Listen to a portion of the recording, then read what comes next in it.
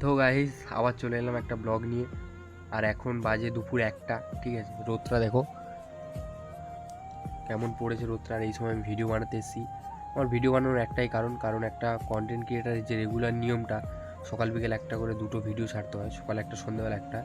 তো আমি একটা ভিডিও বানাতে এসেছি, ঠিক আছে। তো ভিডিও বানানোর একটাই কারণ যে যেসব ভাইরা বলো না কন্টেন্ট ক্রিয়েশন করা খুব সহজ, অতটাও সহজ নয় গো। ওই যে এত রোদে পুড়ে জলে ভিজে যে ভিডিও করি আমরা, ঠিক আছে। আমি হয়তো 2-3 দিন হলো ভিডিও করা স্টার্ট করেছি, ঠিক আছে। তো আমি তো দেখলাম ভাই কতটা কঠিন একটা ভিডিও বানানো। কিন্তু আমি এখানেই থামবো না, আমি আরও করে যাবো ভিডিও, থামবো না। আমি বলেছি আমার আজকে 0 ফলোয়ার্স আছে, আমি সেটা থেকে একদিনে 1 লাখ করে দেখাবো, এটাই আমার চ্যালেঞ্জ। আমি ওটাকে 1 লাখ করে দেখাবো। সো তোমরা একটু পাশে থেকো, ঠিক আছে।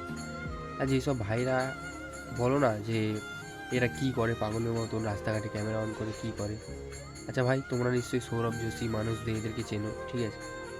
নিশ্চয়ই এরা একসময় জিরোই ছিল, জিরো থেকে আজকে হিরো হয়েছে, ঠিক আছে। এরা সৌরভ যোশী একদিন বাসের মধ্যে মানে ভিডিও করেছিল, সেই ভিডিওটার ভাইরাল হয়ে যেতে সে আজকে দেখো মানে তার কোটি কোটি টাকার মালিক সে। ওই জন্য বলছি কাউকে ছোট দেখে কখনো অবহেলা করবে না, ঠিক আছে। সে একদিন বড় মাপের মানুষ হতে পারে। ওই জন্য কাউকে মানে অত অপমানজনক কথাবার্তা বলবে না কাউকে, বলে রাখলাম।